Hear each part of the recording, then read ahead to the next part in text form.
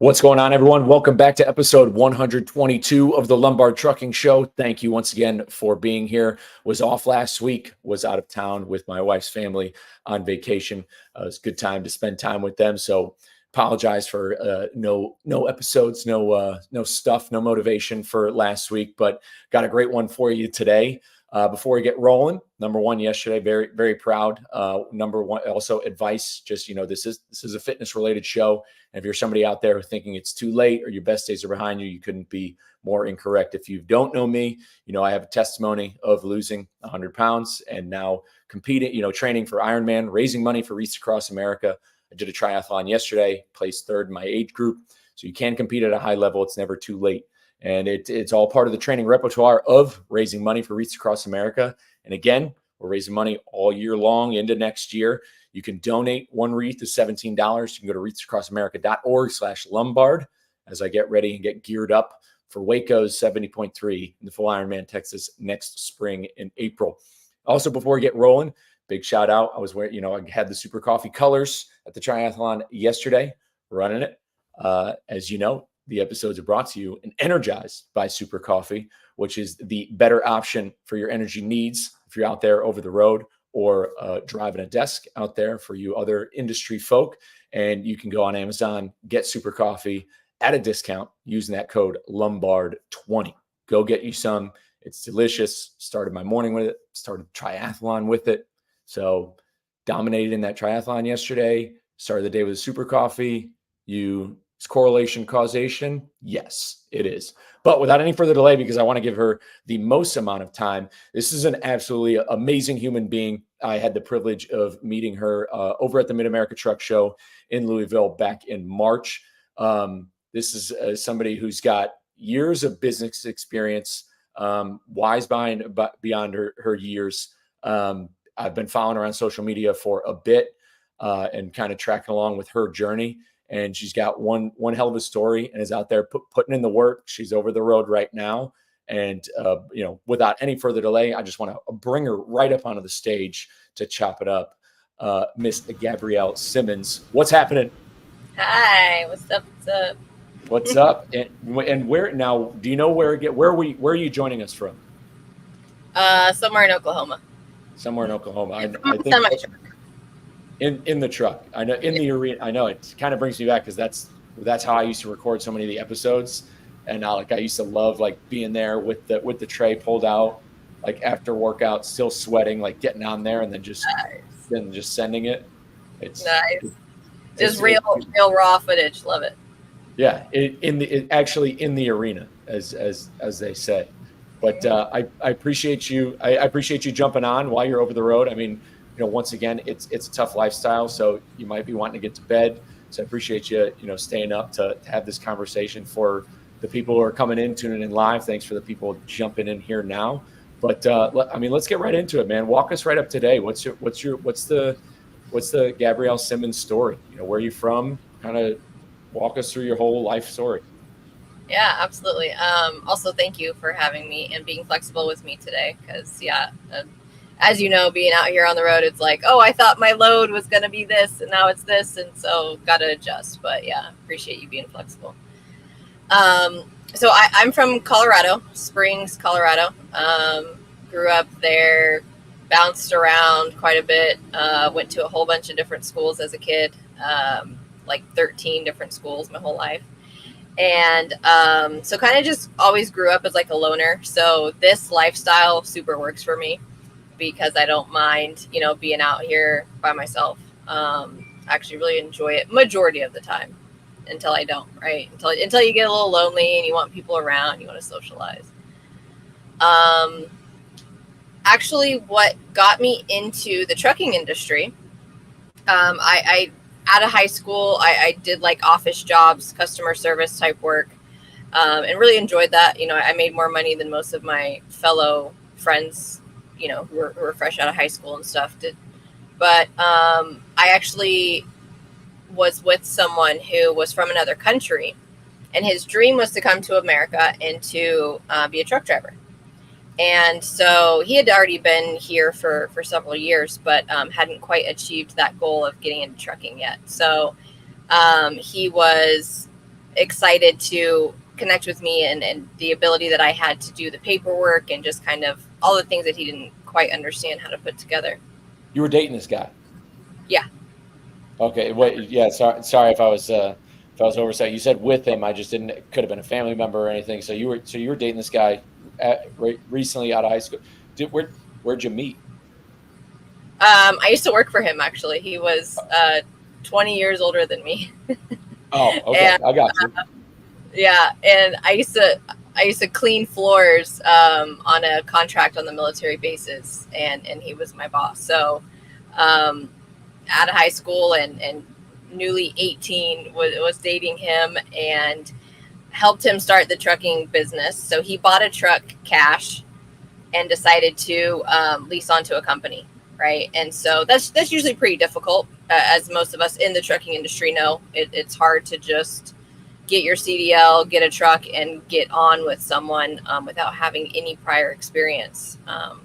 But he was able to, through some connections with friends, he was able to get on with the company. And so I went on the road with him full time. I quit my job and was just a passenger princess, I guess, and doing paperwork and keeping books and that kind of thing. And I really just loved it. Prior to going on the road with him, I had only ever been in 3 states my whole life: Colorado, Texas, and Kentucky.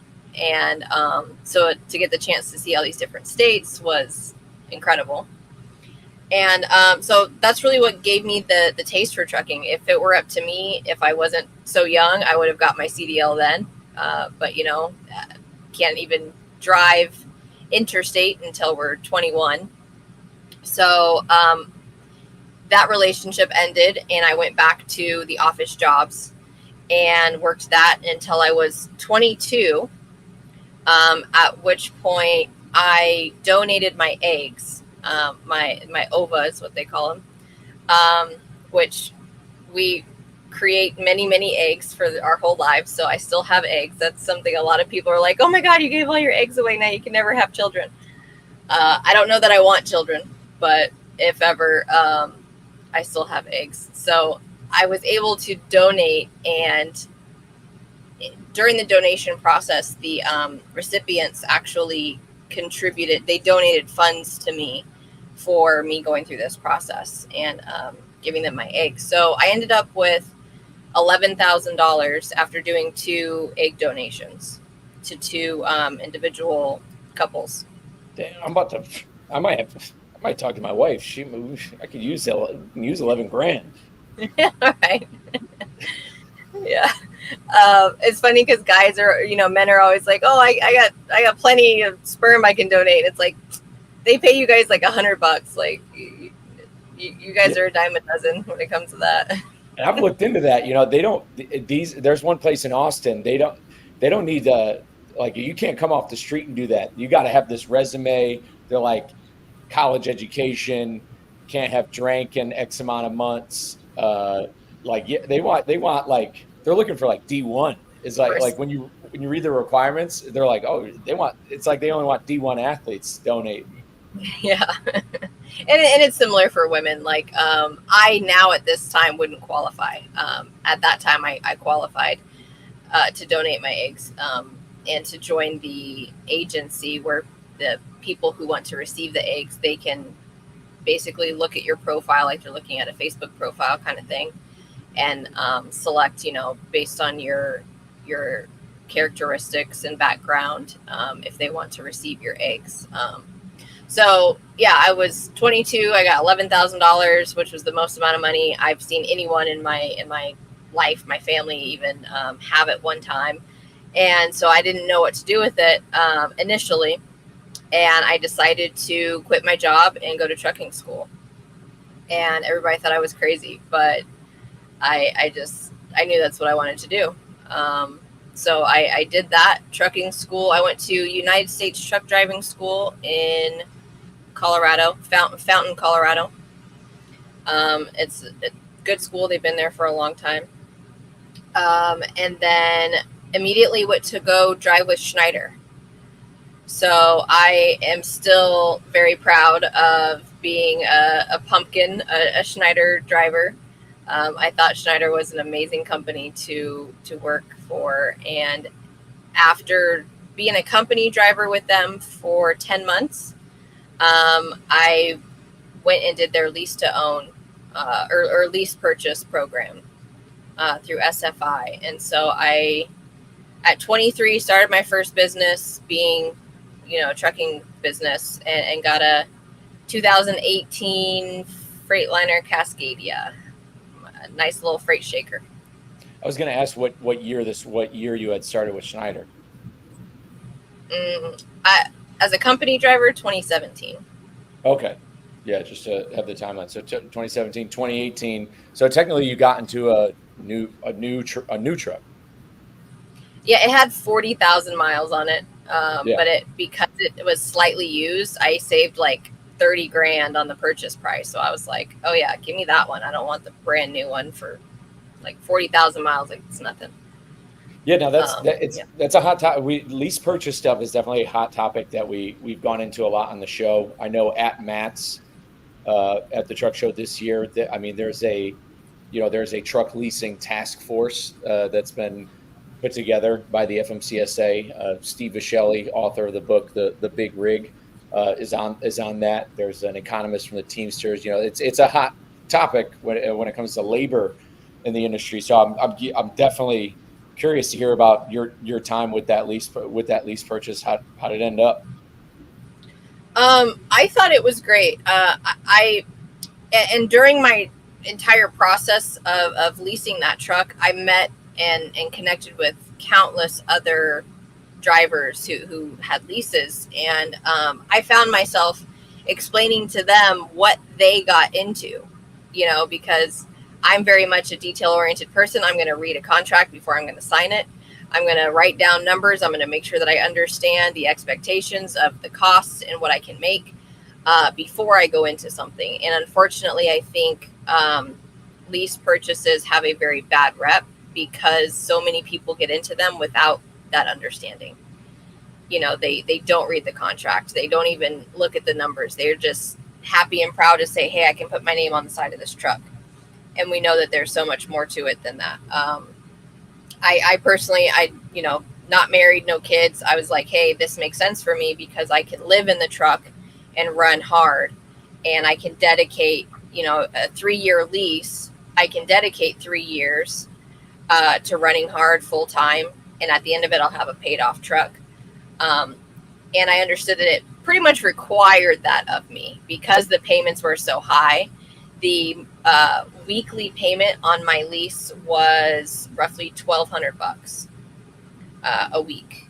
And so $4,800 a month. Right now, I would not do that because it literally requires that you're on the road full time. Like, even to take 4 or 5 days off, you would, basically make no money to put in your pocket, after all the expenses are paid for. So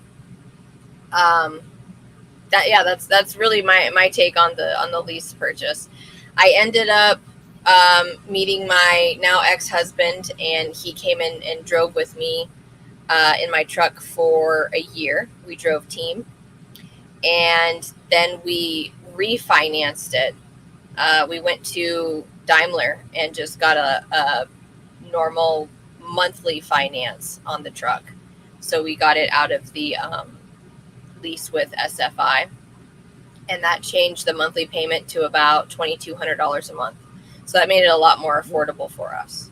I didn't know. Yeah, see, that's another. I'm glad you brought this up because there is a double-edged sword with lease purchase. I've had conversations with people who work for companies that are just lease purchase and talk to them about them, and that seems to be. It seems to be like when it comes to lease purchase, I don't believe that they were. Now, the only reason they're able to exist is because we live in the post, Motor Carrier Act of 1980 world. But I don't think they came out with a malicious intent. I don't think that that's why motor carriers designed it. Because a lot of the carriers that have them, there are stories of how those carriers came about, like Schneider, the Schneider family, and like a lot of those companies do, I feel like, want to enable people to build the American dream. And so I believe that Right. these lease purchases came out with good intentions, and just but as the industry has now, like you said, the conversations you're having with other lease purchase people, they don't know what they're getting into. That's the thing. It's become a little bit more predatory from a recruiting aspect, and then at the same time, it's predatory because of the caliber of drivers entering the market. Like when you're telling people they can be a business owner and they have no experience in even driving, like your eyes are going to open up. So that's kind of where it's become. But I think if, again, the situation dictates, I'm not in a position right now to open up a plumbing company, and I'm not in a position right now to open up other businesses. But you were in a position to, not married, no kids. You read the fine print. You're like, oh, this can work for me. Where there's some people who are like, oh my God, I can be a business owner. This is how I can make my own money, make my own schedule. And it's like, not really that much. And I also didn't know that you like, it must be the way it is with Schneider or with SFI, but like the idea of refinancing that truck, like that's, Yeah. that seems to be something that I don't think a lot of people may know about. Yeah. I would even urge most people in any type of lease purchase agreement to look into that, because I'm pretty sure all of them are going to have that option, because they're going to have their price. Now, it's not necessarily the best option. It's not the most overall cost effective, and that was something that I considered at the time, was because of refinancing it, I wasn't necessarily saving myself all of this interest. Like if you pay something off early, because SFI has their like bottom line price that you're going to pay for the vehicle, even if you refinance it, or you come in to win the lottery and you have all this cash and you want to pay it off, you're still going to pay, whatever their set price is. And so we ended up paying that, and then, plus interest on this new month-to-month finance, not month-to-month, regular monthly finance, agreement. So it kind of made sense at the time because of our goal being just to have a lower monthly payment. So again, it's like, you got to look at the overall. What is your goal? Is it to have a lower monthly payment because you want to do what I was doing, which was leverage my time to not have to be on the truck as much and be able to go to Colorado and get into real estate investing, which would in turn make up for that added cost on the truck, right? So like just looking at the give and take on both ends, it made sense for me at the time. Perfect. So you lock in the monthly payments, you refinance, and where do we go from there? You mentioned the real estate stuff. So yeah, dive right in. So you refinance the truck. What happened next? Yeah. So towards I'd say the middle of 2019, while running teams, I got so burnt out. If anybody who's listening tuned in drives team, like, man, have you ever drove team yourself? The only time I ever like drove team was when I was with like a trainer at PAM. But you didn't run like a team, like day driving and night driving, like both of you. Not really. The only time we did it like for one load just to like get there early. But well, actually, no, that's how it was after the first week. And that's how we did it when I went with my second company. Like for the first week, I would just drive out my clock. But then by the time we got into the second week, like I would have to, like, he would drive while I tried to sleep. And my God, I don't know how it works. Yeah, it's torturous. So after doing it like full time for about 6 months, and barely sleeping, just pure exhaustion most of the time, I was like, okay, this isn't gonna work. It didn't quite make sense for us to go buy another truck either, and I knew I wanted to, because I was making a lot of money in trucking. I had already started learning about real estate, and I knew that I wanted to get into real estate to some degree. So I started studying, buying rental properties and wholesaling. And so towards the middle of 2019, I purchased a mentorship program with Chris Crone, a gentleman based out of Provo, Utah, and tapped into a wealth of information about real estate, and ended up at the end of 2019 leaving the truck, moving back to Colorado, staying with my mom while my husband at the time continued to drive our truck. And I started wholesaling real estate full time. So I had did my first 2 wholesale deals while in the truck on the road. Never saw these houses, never had to put any money into any of these houses.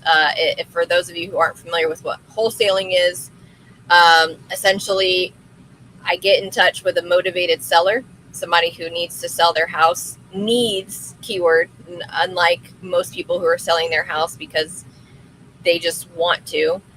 These are situations with people who are motivated. They have some kind of urgency.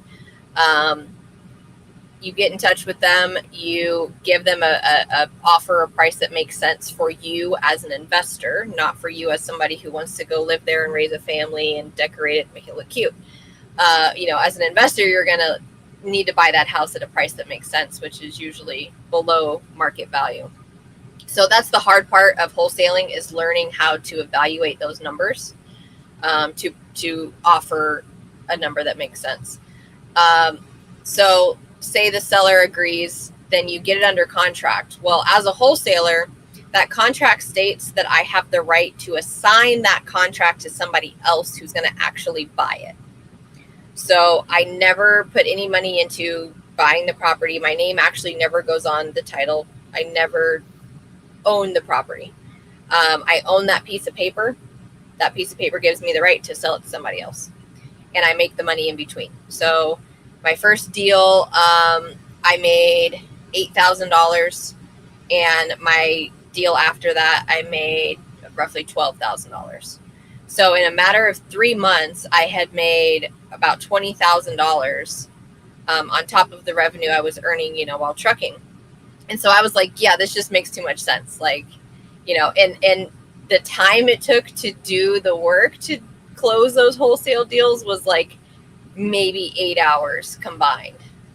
And so that's why I decided to go back to Colorado, live with my mom, and do wholesaling full time.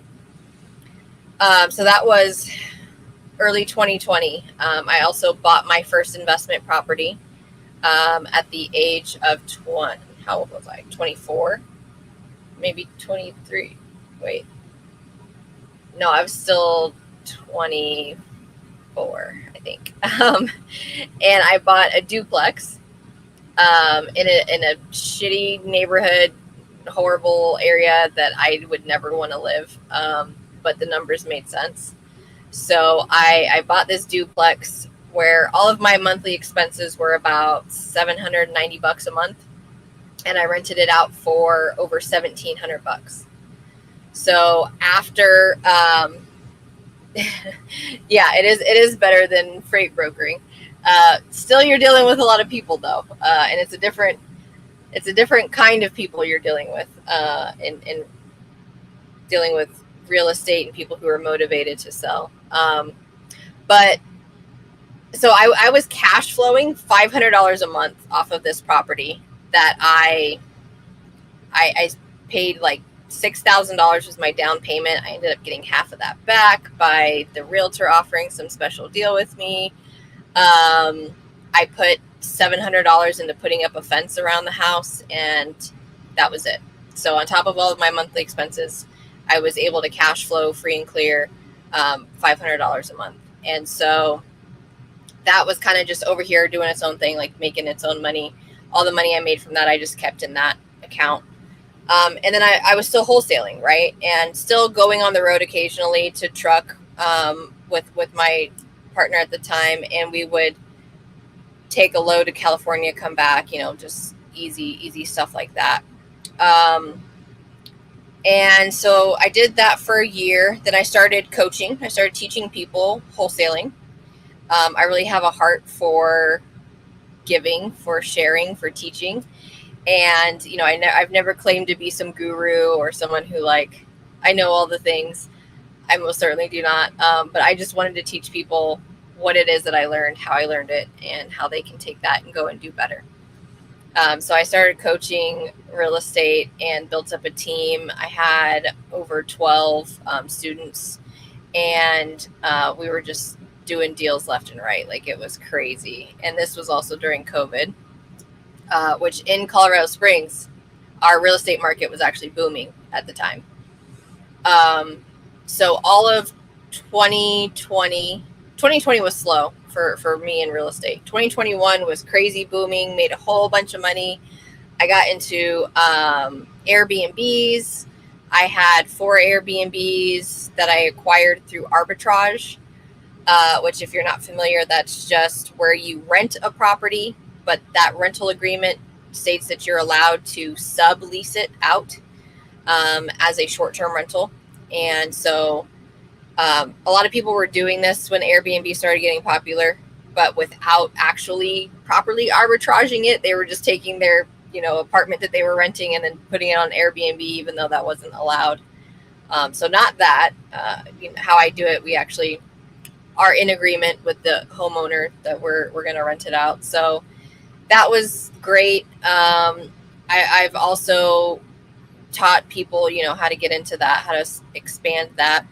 Started a short-term rental management company alongside one of my middle school friends.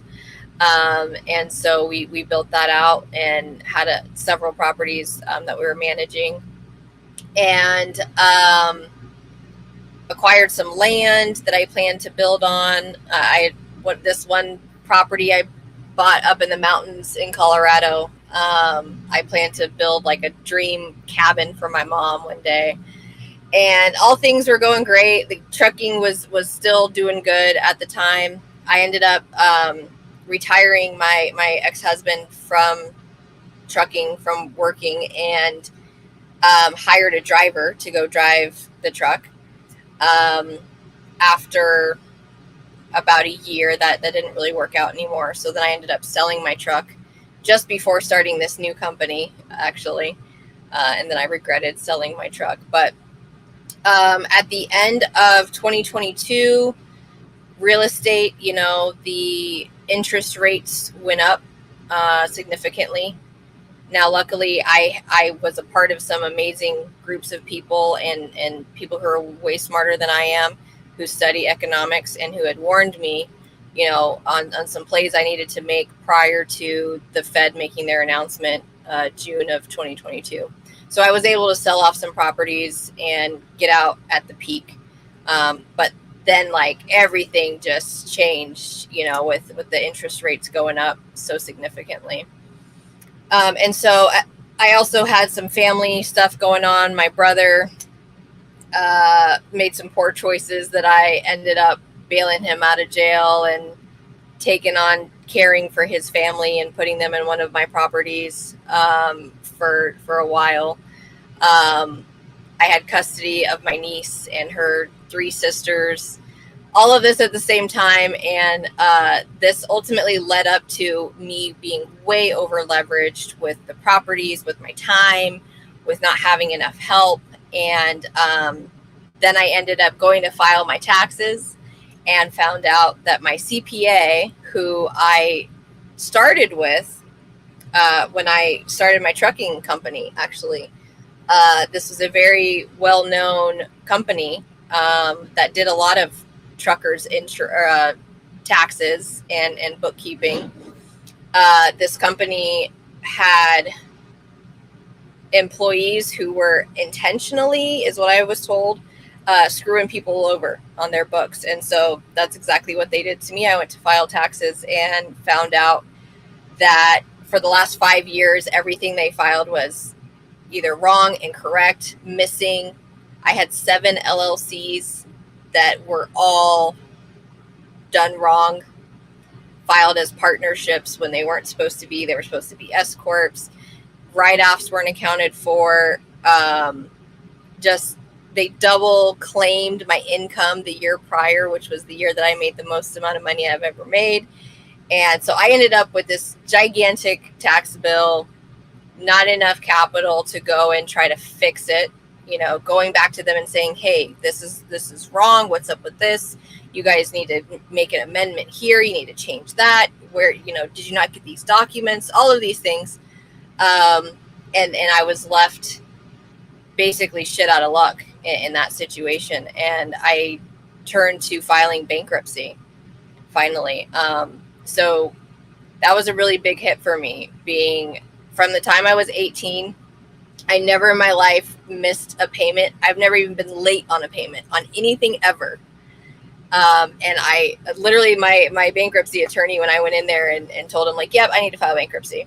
And he looked at my financials and looked at where I was at currently and what I had in savings and whatever. And he's like, no, I think you're okay, blah, blah, blah. And I explained it to him further. And I'm like, no, I can tell, like, this is a ticking time bomb. It's not going to be very long before everything is not getting paid. And so that was really tough. That also was the time that I sold my truck, and my truck having such a special place in my heart, being my first business. You know, that was also very tough to go through. I gotta say, I mean, this is a wild story, because it's like a wild ride to think of it, from being 18, like going over the road with, foreign boyfriend and stuff like that. And to go to see a peak, and then to watch it kind of spiral. I mean, that there's stories where that ends in people taking their own lives. Like, that story ends with, like, people making, like, doing, like, even digging the hole even deeper. And, like, so it gives, it's like a sobering moment to be like, to really appreciate this conversation, and to, like, and that's what I said it before the show went live. Like, I knew that there was something like there's a grit in you. And I just got done reading the book Grit by Angela Duckworth. Like, there is a grit inside you that would pull through this sort of endeavor. And I got to say, like, well, number one, with the real estate thing, what's something you probably learned is, like, you weren't alone in this.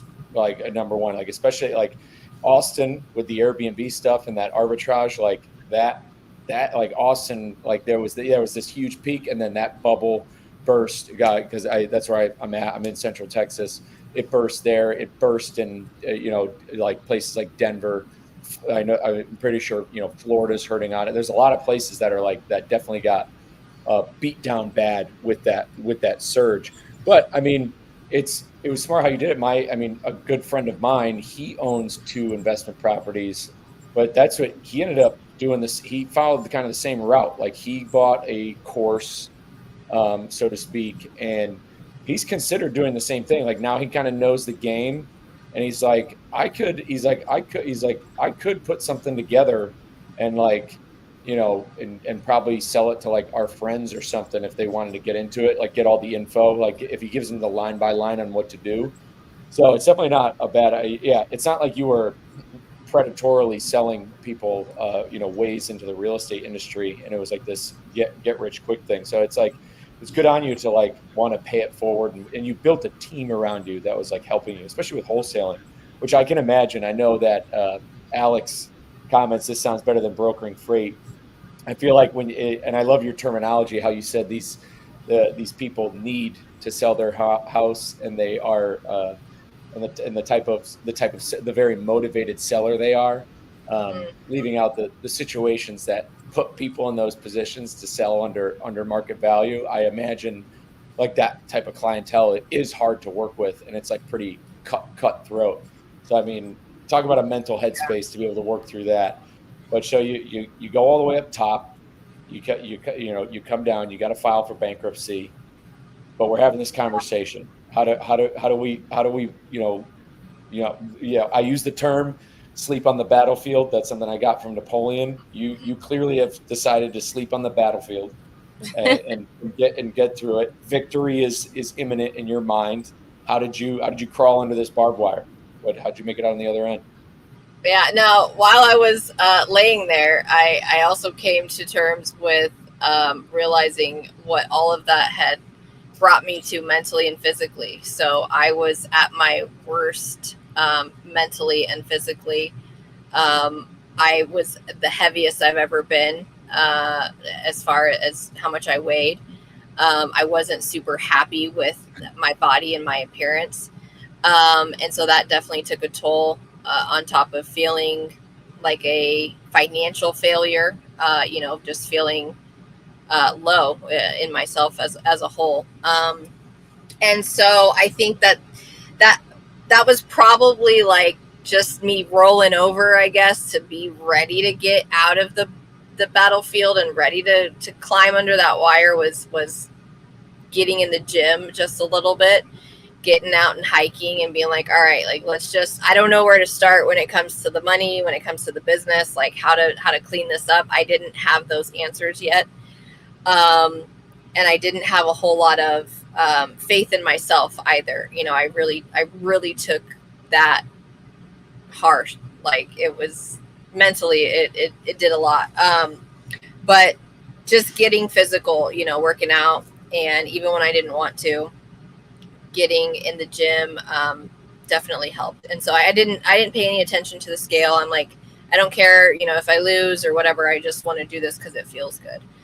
And practice that discipline again of like, all right, you're going to put your mind to something, you're going to stick to it, because that's ultimately what led to my success in real estate and the other businesses as a whole. So then I got a friend of mine reached out, and I'm very much a spiritual person. I believe that everything happens for a reason. A friend of mine reached out who I hadn't talked to in a couple years, and is like, hey, I have this trucking company that I want to sell. I thought of you. Are you interested in buying it? And I was like, no, but a friend of mine, maybe. And so another gentleman who I had met at Schneider, actually, who was also an owner operator, he and I had stayed in contact for over the years, and he's been talking about how he wants to build out a fleet and all of that. So I thought it would be the perfect opportunity for him. I reached out to him, and he's like, I actually am interested in buying it, but I would like to have you on board too. Just for your experience, and kind of more of like the business side of stuff. So let's partner up. Let's do this together. And he was going to bring in a couple other partners as well. And so I agreed, even though I didn't want to literally do anything but stay in my bed 24/7. I agreed to it. And we had to go out to Indianapolis to go look at some of the trucks that were on the yard. I met Tremaine, who is my current business partner, there in Indianapolis, and we inspected some of these trucks and just went through some numbers and stuff. We didn't end up buying that company, and our mutual friend dropped off, but me and Tremaine decided to go into business together. And he actually already had the business, Veteran Express Hauling Services. That's our company. That's the name on the side of this beautiful truck I'm in here.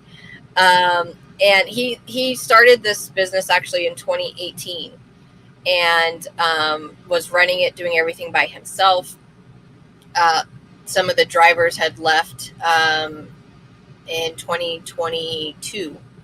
And so this kind of just kickstarted it for both of us. I'm back and thinking about getting in the trucking world again.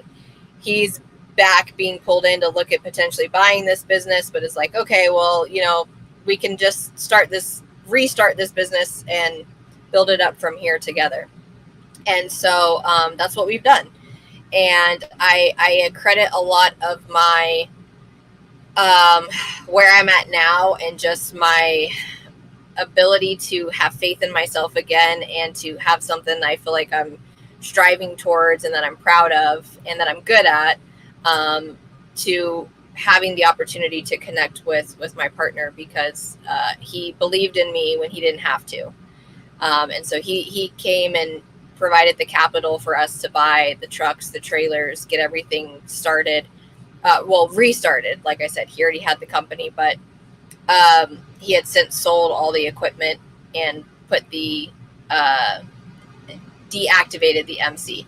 Which, on that topic, I will say, I don't know if you and I talked about this when we were at Matt's, but that is one of the most frustrating things as a not new carrier, is that the FMCSA created this program, I guess, that if you deactivate your MC number for any number of reasons, right? There could be many reasons why you may do that.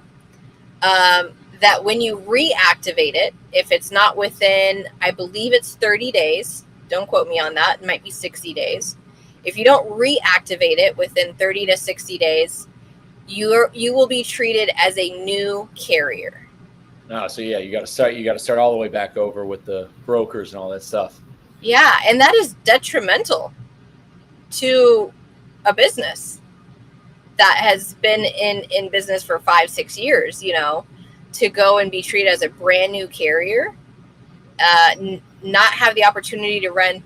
He had built a list of over 60 brokers that he had relationships with, and some dedicated lanes that they were running at one point, and to then not have access to any of those, just because there was it ended up being about 120 days was the period of time between when he had deactivated and reactivated.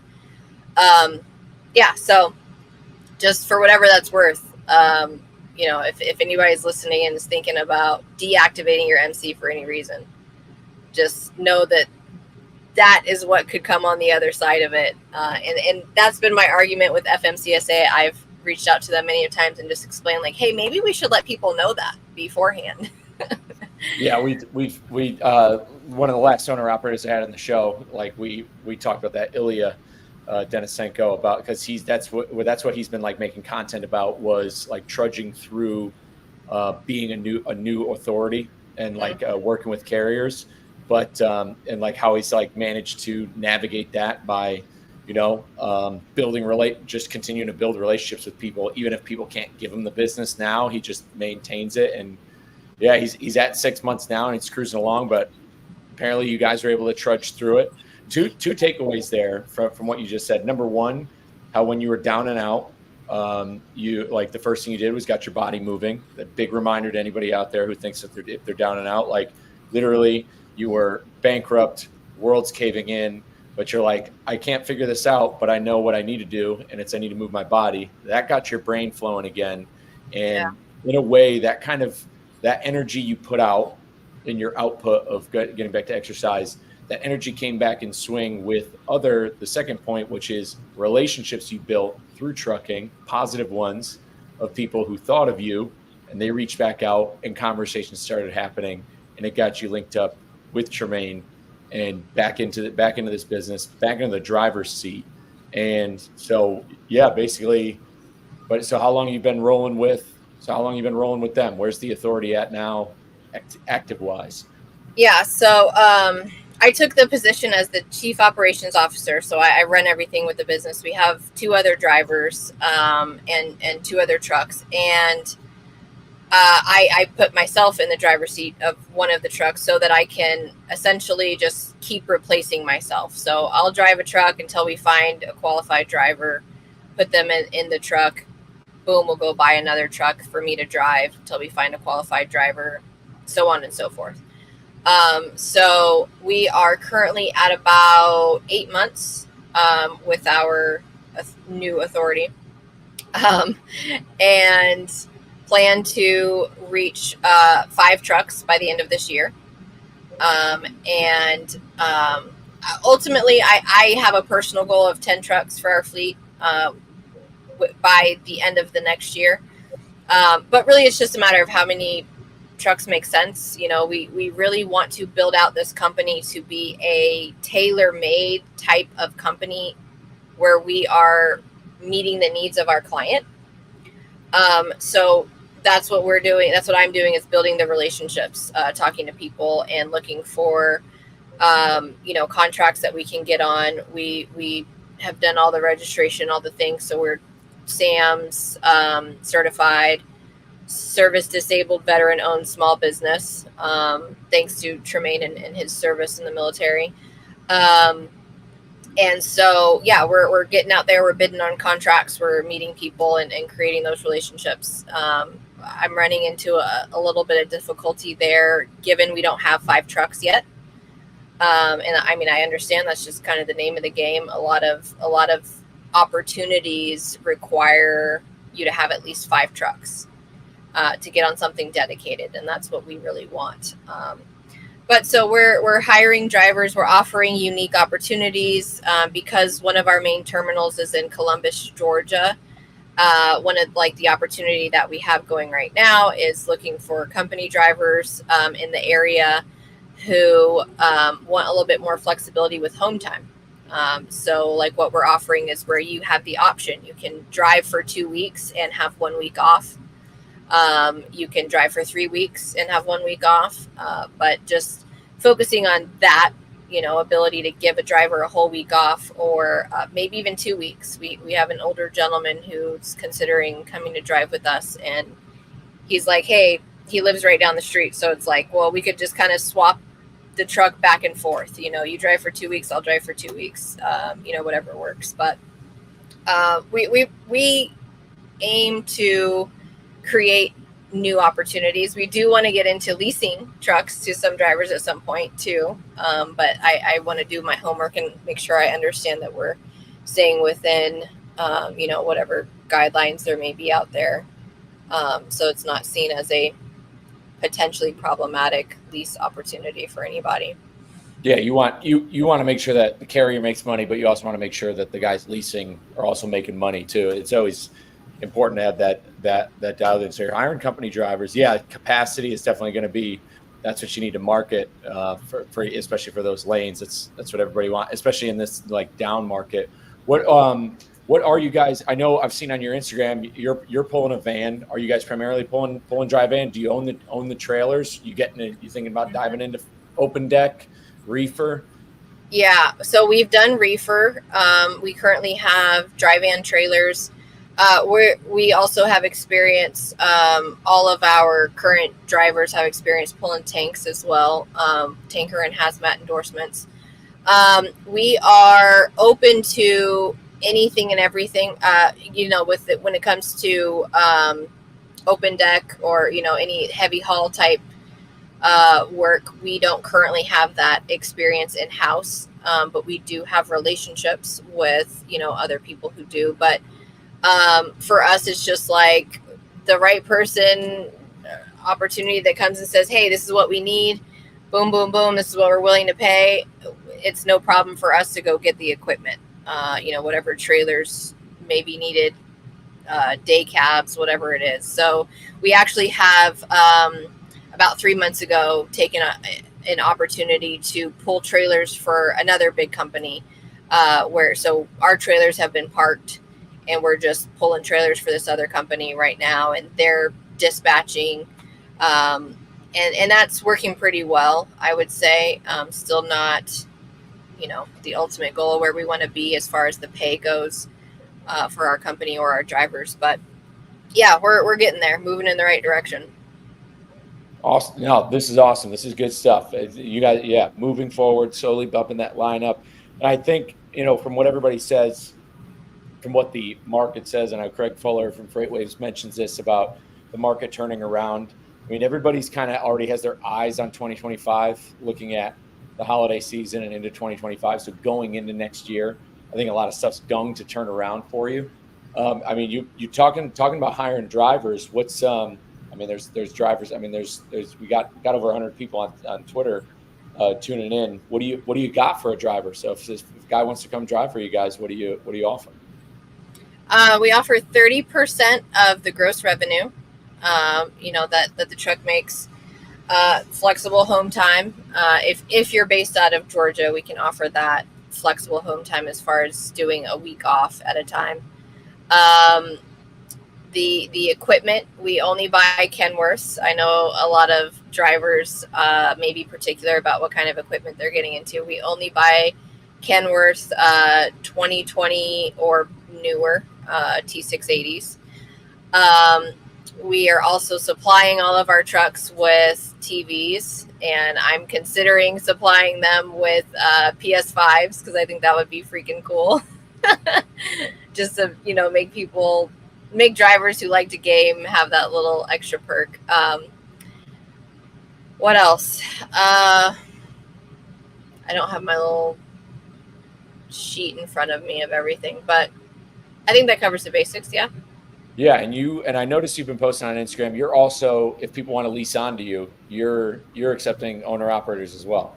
Yes, correct. We're looking for at least one, if not two, owner operators to join this year, and we're offering 80% of the gross revenue to go to your company, 100% of the fuel surcharge, all paid miles, including empty miles, drop and hook freight. So you know, come power only. Yeah, I think that covers it. No, it's a pretty solid deal. So if anybody, so number well, I'll leave the contact info in the show notes, and we can walk it out with that. But Yeah. I'll tell you what, it's a story. It's a storied career that you guys are building. When it comes to, you talked about servicing, you know, the client, the customer, to any of the, you know, industry folk listening on LinkedIn. I know my man Alex. My man Alex Bates comments earlier. He's very carrier focused. What he does with brokering, he definitely has his heart's in it for drivers and stuff. There's a lot of brokers who are like that. Kind of what sets, you know, you're talking about servicing your clients. What kind of sets, your guys' company apart? You know, what's your marketing play like? What do you got? Like, if you're going to go out and solicit freight from, whether it be a customer, a shipper, or you're talking to a broker, you're talking up your business, like, what makes this great? Is it years of experience? Is it, you know, what do you kind of, how do you pimp yourselves out there? Yeah, years of experience, because I myself, as the COO and one of the drivers, has 7 years experience. All of our drivers have to come with at least 5 years experience. The owner of the company is also now a CDL holder. Congratulations to Tremaine. He just got a CDL. But he has a background in aviation. He's a licensed A&P helicopter mechanic or helicopter inspector. And so that gives him a lot of insight into logistics as a whole. He's managed dozens of helicopters at any one time. So that professionalism that we both have to build this business out and to make sure that we're serving our clients is, I think, what sets us apart. On top of the fact that we aim to be a company that has primarily veterans. I myself am the only one currently a part of our company that isn't a military veteran, although I do call myself a veteran trucker. Well, yeah, you've been in it. You've logged over 5 years. You've done your you've definitely paid your dues in the fact that you survived a lease purchase. I think if truckers had dress uniforms, I'd say that if a driver survived a lease purchase, they should get there should be a ribbon for that they can get on their stack, along with other decorations. It could be a medal and the trucker dress blues uniform. Surviving a lease purchase definitely takes a lot of bravery and a lot of gumption to really pull through that. But no, this is awesome. This is why I wanted to have you on for this story. I'm not gonna lie, like, during that bankruptcy part, I like, heart was kind of racing a little bit, because I was like, this is actually, because I don't like when bad things happen to good people. Nobody ever likes to hear that. Like, when you read certain books, or you read books about people whether it be entrepreneurs or whoever, and when you read about the bad times, it's like, I start sweating when you hear about those parts. But then when you realize the comeback story, but again, the key takeaways for anybody listening to this is like that whether people are spiritual or not, that manifestation of getting out, moving a muscle, changing a thought, going hiking those mountains, getting back in the gym, eventually coined up those conversations that pulled you right through it and got you out on the other side. We're running on time a little bit, but anything else you want to leave us with before we sign out? And then definitely let the people know where they can follow along with your journey, because you got some good content out there. You posted good videos. You're posting your fitness stuff, which is important too. Again, that's the main driver of this show is getting drivers out and moving their body. And it's not like you're not, and you show the work you're putting in. It's not like you're not trucking or you're not putting in the hours.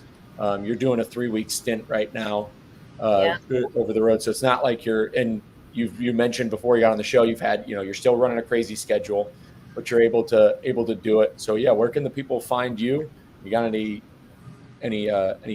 remarks to sign us off? Yeah. So I'll add that in the last since October of last year up until about a month ago, I've been able to lose 35 pounds while trucking full time. So, that really is a huge highlight for me personally. And I love to share that with people because it seems so hard. And we can make every excuse in the book every day if we want to. But it's possible. How I did it, just a little bit. I'll share. um, Obviously I do like exercise, and I do have some content on my Instagram. You guys can follow me at Investor Lady G is my Instagram name. I always tag myself as Trucker Lady G because that was my name before. But I share content where I'm getting out and I'm using a 15-pound kettlebell and I'm just doing, nothing too crazy, but just working my muscles as much as I can. I do a lot of squats, and leg work, and very little arm work. But the main part is just getting moving. Doing some yoga. I do yoga sometimes. I walk around the truck stop sometimes. Although that's hard as a woman because people think you're a lot lizard or something just because you want to go walk outside. um, and the main thing that has allowed me to lose so much weight so quickly, I think, is fasting. So I do fast for about 16 to 18 hours every day. I have my last meal around 5, 6 p.m. and I don't have my next meal until the next day between 1 and 2. And then, so that's kind of my window. I just have a window of where I'll eat usually 1 or 2 meals. Trying to get enough protein in within that amount of time has been a struggle, but I'm learning how to get better at that.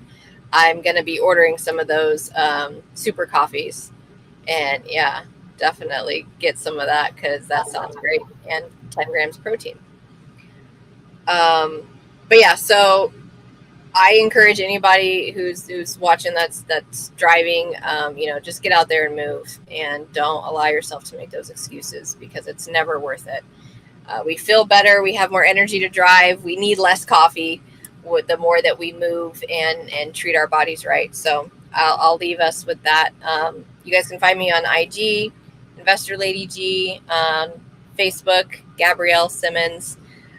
You'll know it's me by the cover says like trucking and flipping houses, so you can't miss it. You'll know it's me. I'm also on LinkedIn, and our business is also on LinkedIn, Veteran Express Hauling Services. And yeah, I think that does it. I'm going to be getting on Twitter now since you were telling me how awesome Twitter is for our trucking community. Yes, jump on Twitter. You won't regret it. Definitely. There's a lot of connections to be built. It's what it's all about. I mean, that's why I continue to do the show, is building connections, having conversations, getting the stories out there, especially getting driver stories out there to let them know that they're not alone in hardship and in the success and in the hardships. But yeah, I'm going to walk this one out. I really thanks again for coming on. Stick around for just a minute, and I'm going to walk the show out, and Okay. yeah, we'll chop it up. Appreciate you again. Thank you. Well, there it is. That's going to wrap it up for episode 122. Thank you guys once again for tuning in. Again, an amazing story right there from a driver out there over the road, doing it in the arena right now, coming out of hardship, coming out of a tough time, rode a really big high. And that's been the story a lot in the trucking industry. A lot of people rode a big high these last couple of years on both sides of the ball, whether it be on the brokerage or trucking side. And, you're starting to, and the stories, I think, of the people who come out on the other side are stories we're going to remember for decades to come. Especially somebody like Gabrielle's story. Fantastic one right out there. Again, if you're a fan of this episode, you're a driver, you want to come on, share the show, let's get it done. But until then, guys, we're going back to the bench.